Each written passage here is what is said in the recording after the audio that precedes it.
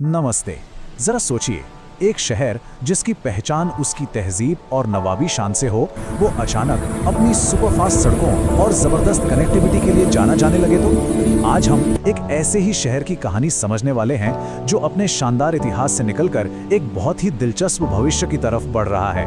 और यही सवाल इस पूरी बातचीत के केंद्र में है। देखिए, ये सिर्फ सड़कों की कहानी नहीं है, ये कहानी है उन सड़कों से आने वाले बदलाव की, नए मौकों की और एक पूरे शहर के काया पलट की। चलिए इसे थोड़ा और करीब से देखते हैं। लखनऊ, जिसे हम और आप अब तक नवाबों के शहर के तौर पर जानते थे, अब उसकी पहचान समझिए पूरी तरह से बदल रही है।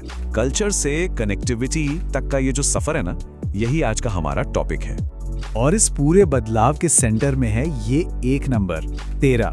जी हाँ, कोई 1, 2 या 5 नहीं, बल्कि पूरे 13 एक्सप्रेसवे का एक बहुत बड़ा नेटवर्क लखनऊ को भारत की एक्सप्रेसवे कैपिटल बना रहा है। तो चलिए इस सफर के पहले पड़ाव पर चलते हैं। लखनऊ भारत का पहला ऐसा शहर बनने जा रहा है जो इतने बड़े एक्सप्रेसवे नेटवर्क से जुड़ेगा। ये एक ऐसी बात है जो इसकी पहचान हमेशा के लिए बदल कर रख देगी।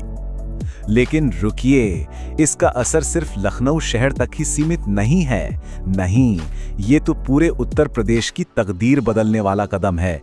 एक ऐसा गेम चेंजर जिसका प्रभाव हमें आने वाले कई सालों तक दिखने वाला है।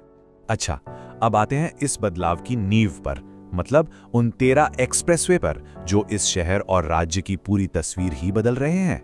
यहाँ जो बात सच में दिलचस्प है वो ये है कि ये एक्सप्रेसवे सिर्फ सड़कें नहीं बल्कि एक पूरा जाल है। एक तरफ आगरा लखनऊ एक्सप्रेसवे आपको दिल्ली से जोड़ता है, तो दूसरी तरफ पूर्वांचल एक्सप्रेसवे बिहार तक पहुंचना आसान बना देता है। गंगा एक्सप्रेसवे तो पश्चिमी और पूर्वी यूपी को मिला रहा है और बहुत जल्द लखनऊ से कोलकाता तक का पूरा सफर आप एक्सप्रेसवे पर ही कर पाएंगे। लेकिन इस पूरी लिस्ट में कुछ नाम ऐसे भी हैं जो स्ट्रैटेजिकली, मतलब रणनीतिक रूप से बहुत ज्यादा महत्वपूर्ण है। खासकर नंबर 9 पर मौजूद लखनऊ बलिया एक्सप्रेसवे और नंबर 12 यानी गोरखपुर सिलीगुड़ी एक्सप्रेसवे। इस नेटवर्क का एक सीधा फायदा देखना है तो ये देखिए, लखनऊ और कानपुर के बीच की दूरी जिसे तय करने में पहले घंटों लगते थे, वो अब सिर्फ 35 से 40 मिनट में पूरी हो जाएगी। ये कमाल है दोनों शहरों को जोड़ने वाले नए 63 किलोमीटर लंबे एक्सप्रेसवे का। और हाँ, ये लखनऊ कानपुर एक्सप्रेसवे सिर्फ एक सड़क नहीं है, इसे एक इकोनॉमिक कॉरिडोर कहा जा रहा है, यानी एक आर्थिक गलियारा। अगर आसान भाषा में समझें तो ये एक ऐसा रास्ता है जिसे खास तौर पर व्यापार और इंडस्ट्री को बढ़ावा देने के लिए ही डिजाइन किया गया है। और ये नेटवर्क यहीं खत्म नहीं होता।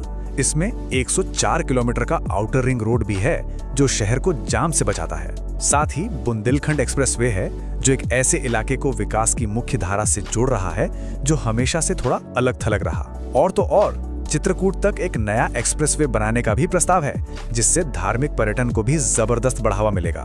तो अब सवाल ये उठता है कि आखिर ये सब हो कैसे रहा है? अचानक इतना बड़ा बदलाव क्यों? इसके पीछे की सोच और रणनीति क्या है? जानकारों के मुताबिक इस कामयाबी के पीछे 2 बड़ी वजह हैं। पहली, एक दूरदर्शी सोच या कहिए विजनरी लीडरशिप, और दूसरी कैपिटल एक्सपेंडिचर पर फोकस। कैपिटल एक्सपेंडिचर का मतलब होता है सरकार का पैसा नई सड़कों, पुलों और फैक्ट्रियों जैसी चीजों पर लगाना जिससे देश की संपत्ति बढ़ती है। इस सोच को केंद्रीय मंत्री श्री नितिन गडकरी के इस बयान से बखूबी समझा जा सकता है। ये सिर्फ सड़कें बनाने की बात नहीं है, बल्कि एक बहुत बड़े सपने को हकीकत में बदलने की तरफ बढ़ाया गया कदम है। और अब आखिर में चलिए इस पूरी तस्वीर को थोड़ा और बड़े पैमाने पर देखते हैं और ये समझते हैं कि ये सड़कें देश की अर्थव्यवस्था के लिए असल में क्या मायने रखती हैं। ये एक्सप्रेसवे सिर्फ कंक्रीट और तारकोल से बने रास्ते नहीं हैं। इन्हें नए भारत की अर्थव्यवस्था की धमनियां, उसकी आर्टरीज और लाइफलाइंस कहना ज्यादा सही होगा। यही वो रास्ते हैं जो विकास, अवसर और समृद्धि को देश के कोने कोने तक पहुंचा रहे हैं। और इसके फायदे भी बिल्कुल सीधे और साफ हैं। जब गाड़ियां एक्सप्रेसवे पर एक जैसी स्पीड से चलती हैं, तो 30 से 40% तक फ्यूल बचता है। इससे प्रदूषण भी कम होता है और सामान एक जगह से दूसरी जगह बहुत तेजी से पहुंचता है। जरा सोचिए, बड़ी बड़ी कंपनियां चीन क्यों जाती थीं? जवाब एक ही था, वहां का शानदार इंफ्रास्ट्रक्चर। भारत अब उसी सफल मॉडल को अपना रहा है जहां बेहतरीन इंफ्रास्ट्रक्चर के दम पर विकास को तेज रफ्तार दी जाती है। लेकिन भारत का तरीका थोड़ा अलग है। और शायद ज्यादा व्यापक भी। यहाँ सिर्फ पोर्ट्स को फैक्ट्रियों से नहीं जोड़ा जा रहा, बल्कि इन एक्सप्रेसवे के किनारे किनारे ही नए इंडस्ट्रियल कॉरिडोर, वेयरहाउस और लॉजिस्टिक पार्क बनाए जा रहे हैं। इससे होता यह है कि विकास किसी एक जगह से मटकर नहीं रहता, बल्कि पूरे रास्ते में फैलता चला जाता है। और इसका नतीजा ये है कि लाखों लोगों को रोजगार मिल रहा है और मेक इन इंडिया अभियान को जमीनी स्तर पर असली ताकत मिल रही है। तो जैसा कि हमने देखा, ये बदलाव कोई एक दिन में नहीं आया है। ये उस दूर की सोच का नतीजा है जो आने वाली पीढ़ियों के लिए एक मजबूत नींव तैयार कर रही है। तो अंत में एक सवाल छोड़ जाते हैं, अगर ये एक्सप्रेसवे वाकई देश की नई लाइफलाइंस हैं, तो विकास और समृद्धि का ये सफर भारत को भविष्य में आखिर कहां तक ले जाएगा?